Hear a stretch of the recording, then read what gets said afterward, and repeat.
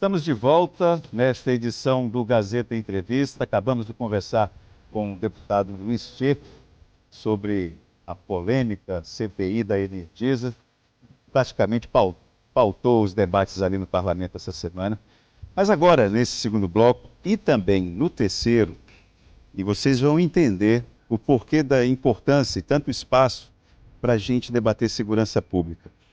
Eu estou aqui com 3 pesquisadores, 3 cientistas, né, que eu posso dizer isso, com certeza eu posso dizer isso, são cientistas na área social.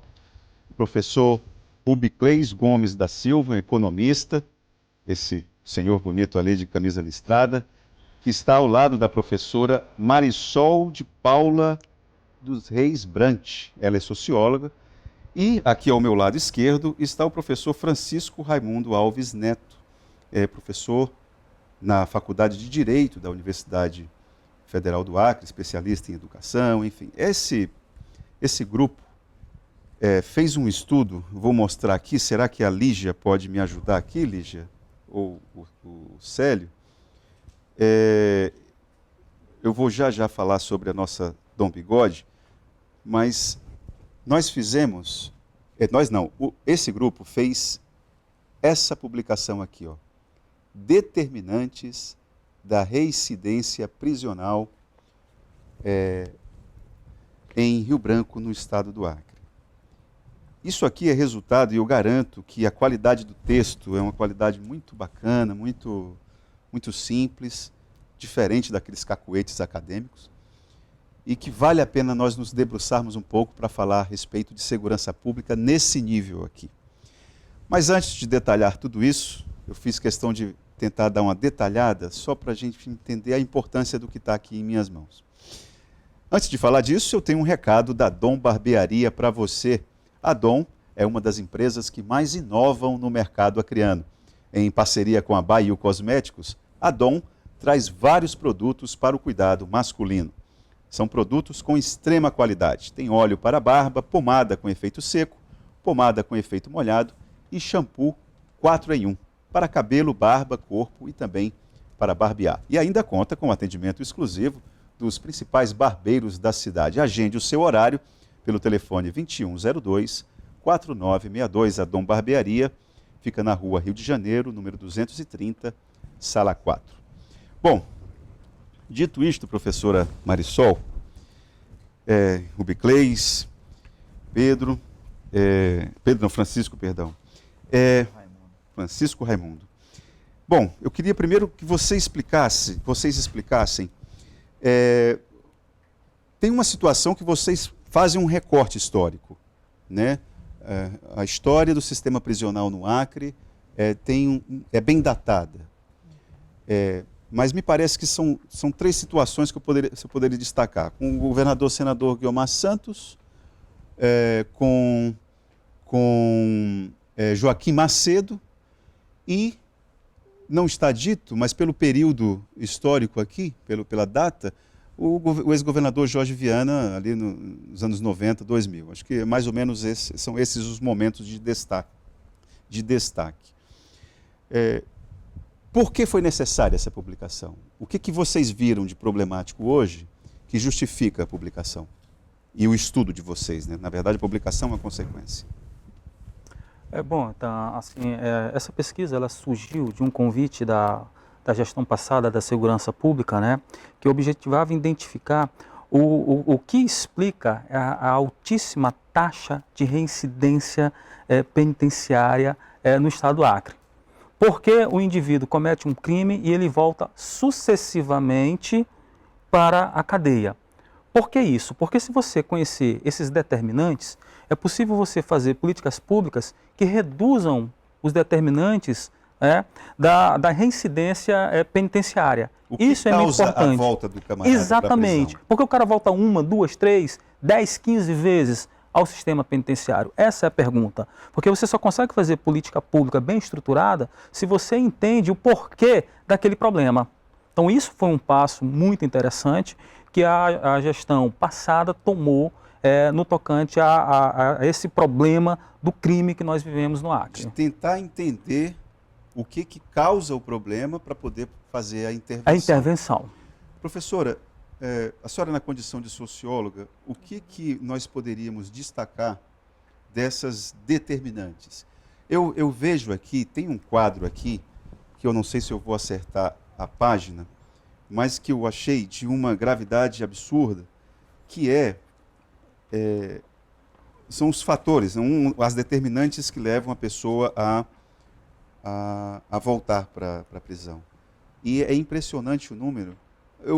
Eu memorizei o percentual, 99,16% de chance de um camarada que cometeu algum delito na juventude, que é filho de pais separados, tem família desestruturada, não sei se tem condição de raça, se é negro, é um fator. Então, se você soma tudo isso, a possibilidade dele voltar para a prisão é de 99,16%.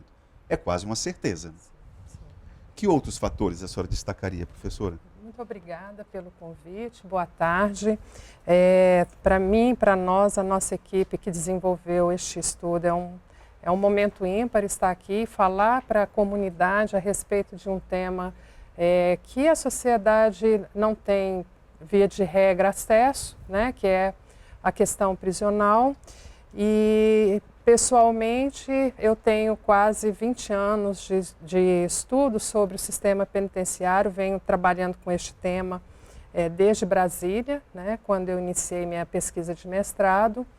E, enfim, os fatores que levam ao retorno ou à reentrada, como está aí no nosso trabalho, que é a reincidência penitenciária, esses fatores eles são múltiplos e complexos. Né?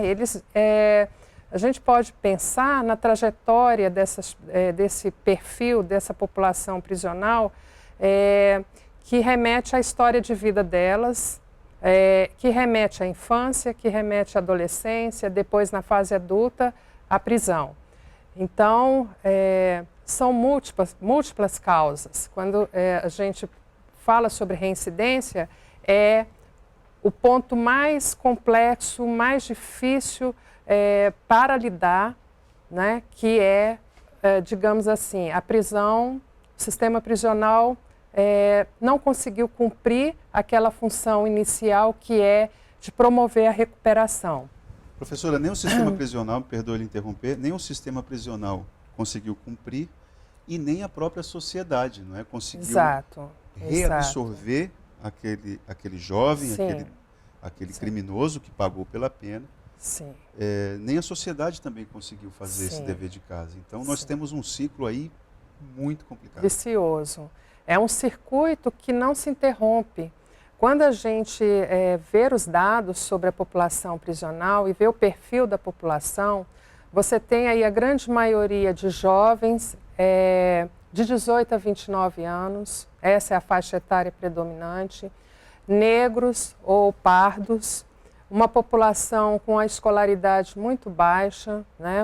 A grande maioria não cumpriu o ensino médio, ensino fundamental, ensino médio, vem de um histórico na família de violência, de exclusão,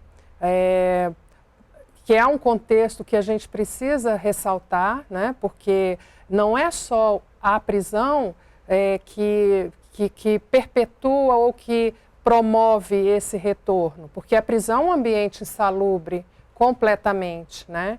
Então, a gente, quando fala na questão do crime, da reincidência, a sociedade deve se atentar para a questão da prevenção.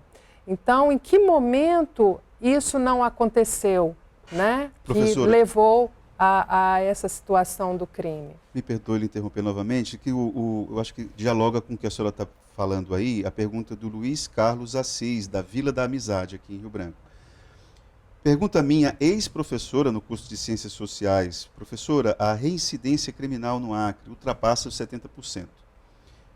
Em recente pesquisa do Ministério Público, diz que 70% dos crimes praticados no Acre têm como origem as drogas, pois o Acre é quintal dos maiores produtores de drogas do mundo. Esse seria um dos maiores indutores da reincidência criminal, a questão das drogas? Ela citou a respeito da juventude dos criminosos, né? E qual relação com o tráfico de drogas? É muito importante, é perfeita essa pergunta, porque a questão das drogas hoje ela é um problema nacional e internacional. A sociedade brasileira enfrenta essa questão na agenda da segurança pública, ela tem relevância, e o Acre, ele tem, como a grande maioria dos estados brasileiros, uma incidência alta no tráfico de drogas, que é também vinculada à questão do crime contra o patrimônio. Historicamente, o crime contra o patrimônio e o tráfico de drogas vem mantendo um índice alarmante, né? E o Acre ele está nesse cenário. Hoje nós temos a constituição, a consolidação das facções, tanto no ambiente prisional quanto fora dele.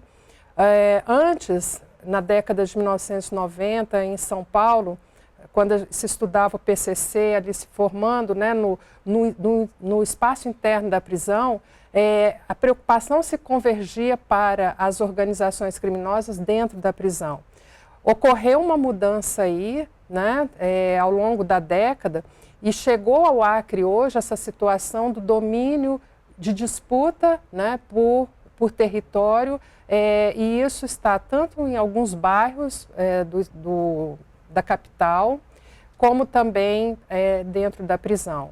Então, a disputa por território por parte das facções, pelas facções, e a ausência do poder público de políticas públicas nas comunidades, é isso? Exatamente. Professora, nosso tempo esgotou nesse primeiro bloco da nossa conversa.